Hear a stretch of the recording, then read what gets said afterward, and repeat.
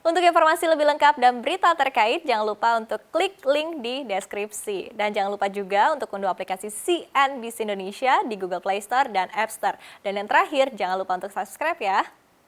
Ya, pemasukan negara berkurang sementara anggaran belanja terus membengkak. Inilah dampak besar pandemi COVID-19 terhadap anggaran pendapatan dan belanja suatu negara termasuk Indonesia. Sehingga untuk menutupi defisit anggaran, utang negara pun semakin membengkak. Nah, lantas setelah melewati kuartal ketiga tahun 2020, seperti apa nih posisi utang luar negeri Republik Indonesia? Kita akan simak selengkapnya dalam utang luar negeri di masa pandemi.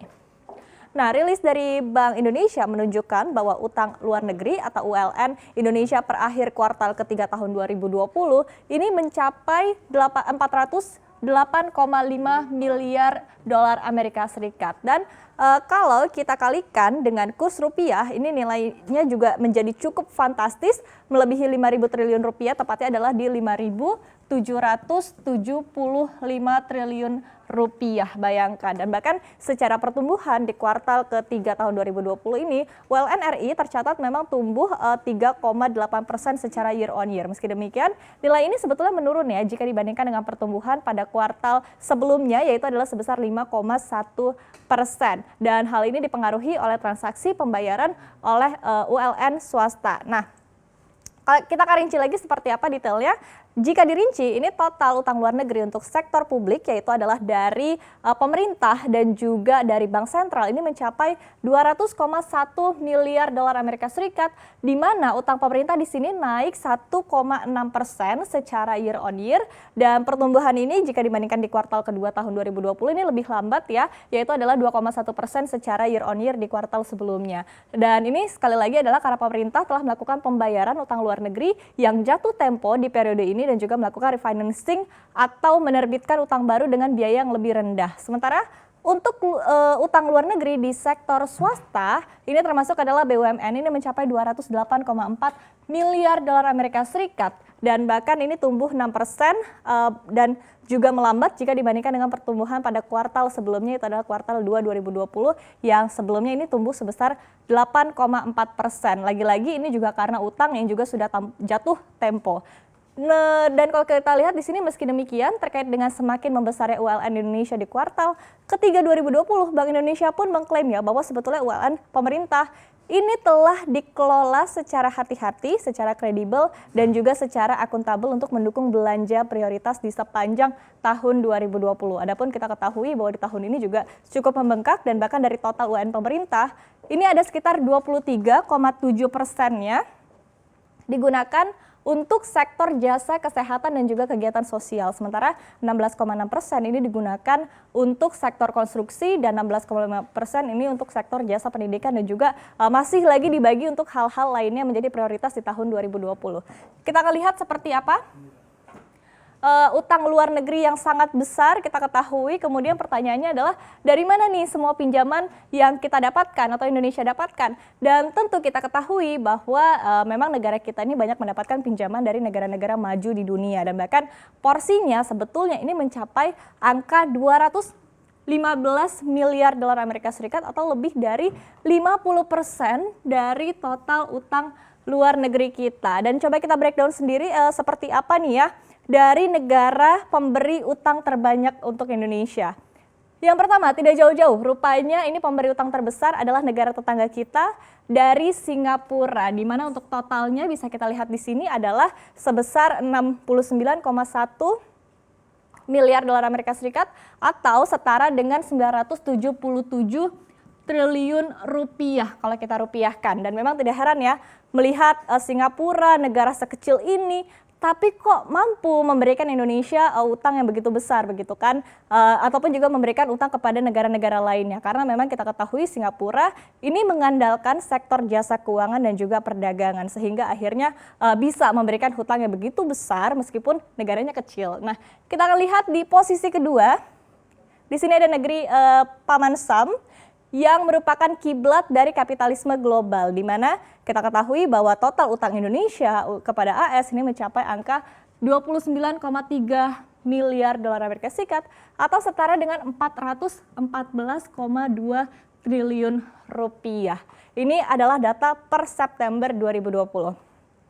Kemudian Menyusul Amerika Serikat, ada juga dari negeri Sakura adalah Jepang dengan totalnya mencapai 28,7 miliar dolar Amerika Serikat atau setara dengan 405 triliun rupiah. Kemudian kalau kita lihat memang beda tipis ya dibandingkan dengan Amerika Serikat. Dan di posisi keempat kita lihat di sini ada China dengan totalnya adalah 20,1 miliar dolar Amerika Serikat. Kemudian di posisi kelima ini ada juga Hong Kong. Ini adalah sebagai Asia's financial hub yang juga berkontribusi untuk memberikan utang kepada Indonesia dengan nominalnya adalah sebesar 13,1 miliar dolar Amerika Serikat atau kalau kita rupiahkan setara dengan 185 triliun rupiah. Nah, sementara sebetulnya ada juga negara-negara Asia lainnya yang memberikan pinjaman senilai 11,4 miliar dolar Amerika Serikat, dan kalau kita list lagi, ini sebetulnya datanya masih panjang banget begitu ya, termasuk diantaranya adalah negara-negara Eropa seperti ada Belanda, Prancis, Inggris, dan juga Jerman yang juga turut memberikan utang kepada Indonesia meskipun porsinya tidak sebesar negara-negara yang tercantum di slide ini. Nah, kita akan lihat rupanya tidak hanya dari negara maju, tapi sebetulnya Indonesia juga berhutang nih kepada sejumlah lembaga keuangan di dunia yang bahkan porsinya juga cukup besar meskipun ini porsinya hanya mencapai 8,7% dari total ULN Indonesia atau ini adalah sebesar 35,6 miliar dolar Amerika Serikat per kuartal ketiga di tahun 2020. Kita akan lihat yang terbesar ini adalah dari International Bank for Reconstruction and Development atau IBRD yang totalnya adalah 18,3 miliar dolar Amerika Serikat ataupun ini juga merupakan sebetulnya dari entitas dari World Bank.